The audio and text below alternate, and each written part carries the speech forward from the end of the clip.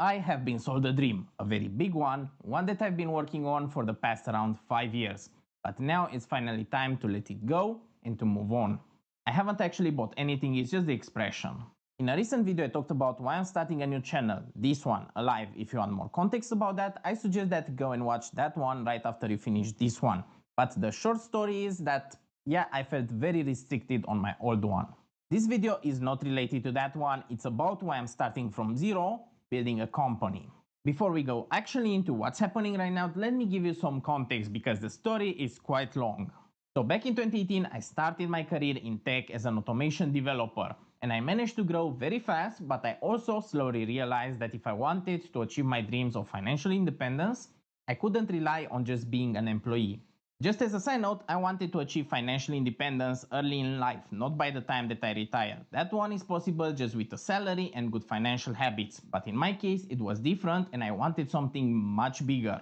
That's why I switched over to being a freelancer, which was the first step towards my real goal, which was to start my own business. I watched a lot of content from multiple content creators like Alex Hormozy or Andrew Wilkinson or some other guys that build businesses around multiple products. And that's something that I wanted to get for myself. I'm not sure why, but that kind of model resonated with me very well because I like the idea of building multiple assets that grow together, fuel each other, and you can get to produce a lot of value from them.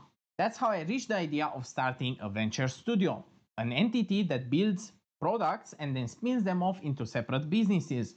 But of course, even that one starts from one of them.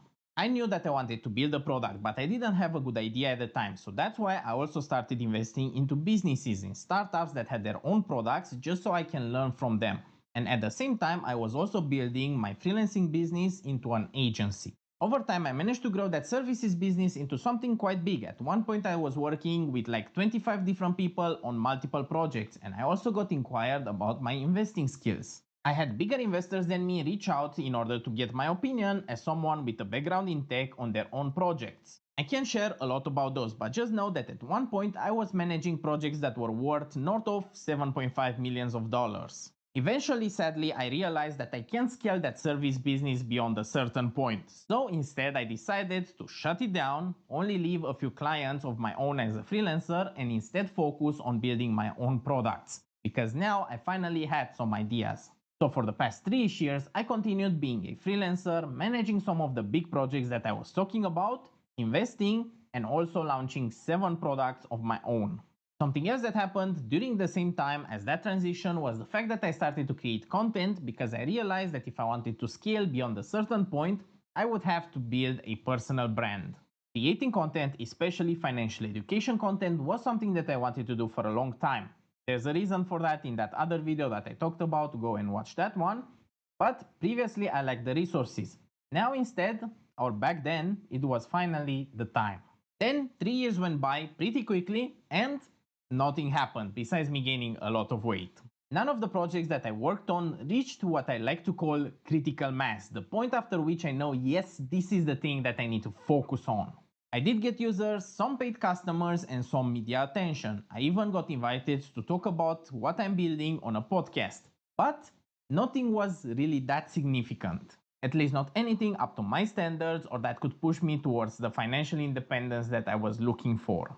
On top of the fact that none of those products turned out to be that great, another storm came around that wrecked everything. The AI storm that made pure software plays or digital products way less valuable. What did actually work during that period were my investments, not the ones that I was managing for other people. Those didn't turn out to be that great at all. They actually ended up shutting them down at the end of last year, but my own investments into startups. Sadly, those kind of opportunities grow very slowly and nothing is certain until you reach a certain point, so you can rely 100% on them. So those products became way less valuable. On top of that, the startups were growing, had potential, but were not reliable. And out of that entire period, the only good thing that came out was the content. Now, the content didn't hit that critical mass milestone either, but during that entire process of creating content, I found out how much I love that. That critical mass requirement that I was talking about, actually I wouldn't even call it requirement, it was more like a signal for me to determine if an opportunity was good enough that it was worth it for me to focus all of my attention only on that project. When it came to the content though, that was not really required because I knew from the start that I could put all of my effort behind that and it would be worth it. So that's mostly what happened and how I came to the conclusion that if I wanted to really reach my goals, I had to start building something again from zero, centered around my content. There are some more boring details here that impacted this decision, like the fact that my previous holding company was in Romania and I don't want to continue with that one, so I made a new one in the US. What is important to note is that my startup investments are still there, and if they ever reach an exit, then that could contribute a lot towards me reaching my financial independence goals. So it's not really like I'm starting from zero.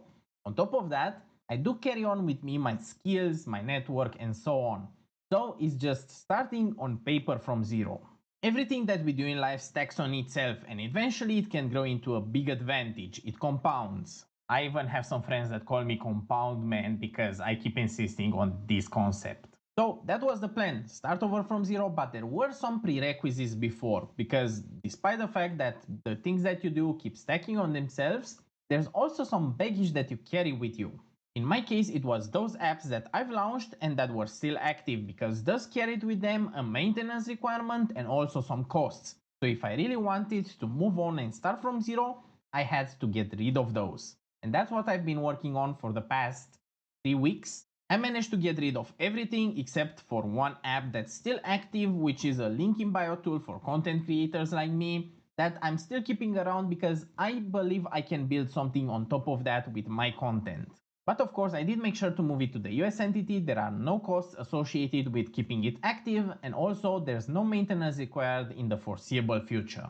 Something else that I had to do that took quite a lot of time was to delete a lot of old code, notes, references, project documentations, and stuff like that that I will no longer be using in the future. I did manage to extract some value from those because I've noted down a lot of lessons learned and what to do and what not to do in the future. So that's gonna create even more value for my next opportunity. I also had to close down a second company that I had opened in Romania, but that's been going on for like 6 months, but it's finally over. So just to summarize, what I've done so far this year has been to clean everything up and prepare for what's coming next. Even though that might sound boring, it's very important because I want to be able to focus 100% on a big opportunity. I don't know what that will be yet, but I do know that creating content will be a huge part of it. I like the idea of building in public. Previously on my other apps and my venture studio, I started before I started creating content. So it didn't really make sense to talk about what's happening in the middle of everything. But now I'm starting from zero and I'm gonna share everything. I enjoy doing this, especially learning and improving the quality of my content, so look forward to that in the upcoming videos. Luckily, I don't have to rush with anything because I still have my freelancing income, which allows me to sustain myself, so I can focus on building something really important. Now, before I close this video, I do want to mention some lessons that I've learned that might be helpful for you if you're on a similar journey of building your own business. One of the biggest mistakes that I did was trying to jump directly to level 6 without having anything established that I was supposed to build in the steps from 1 to 5. One such example was trying to build multiple products at the same time that each required its own costs that I couldn't cover from the cash flow from them, so I had to put a lot of money towards those costs. That ended up stacking to quite a lot. Normally, venture studios or holding companies are built upon an existing cash flowing asset or a base of investors. I had none of those, it was just me and my income.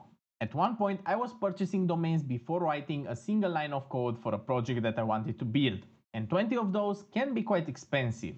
So if you want, you can also write down having cash flow before you decide to invest into bigger projects. Splitting my focus into so many activities was also quite a lot, like building products, managing projects for other people, and also my own investments, plus the content was quite a lot, and I couldn't really focus on any of them fully.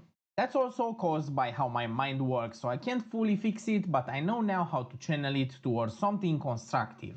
Another one was trying to position myself like an expert. I do have a lot of information that's very valuable and I would like to share it with an audience, with you if you want, but in reality, that restricted me a lot regarding the content that I could make. Again, I did talk about that in the other video about my brand, But something that I didn't talk about was how important networking and relations are. That's not a mistake that I did, it's more like a reinforcement of an idea that I already knew. Like people that you know can really push you forward towards your goals. And because you stayed until the end, let me give you the most important lesson that I've learned in those past 5 years. That's the fact that you have to provide value, real value, not just superficial one. Both from what I saw from my experience, but also what I see in the business that I've invested in, that are growing a lot, that real value sells on its own. You can also see this in all of the AI products that are being launched right now. Most of them don't provide any value at all, so they will fail. Ones that will remain will be those that really provide value to the user. Thank you for watching until now. I hope that you've got some real value out of this video. Remember, I just mentioned that. If you did, please leave a like so I know, so I can make more content like this. Also, I'm going to work on building way more content going forward, and I want to increase quality. So if you want to see those, make sure to follow me.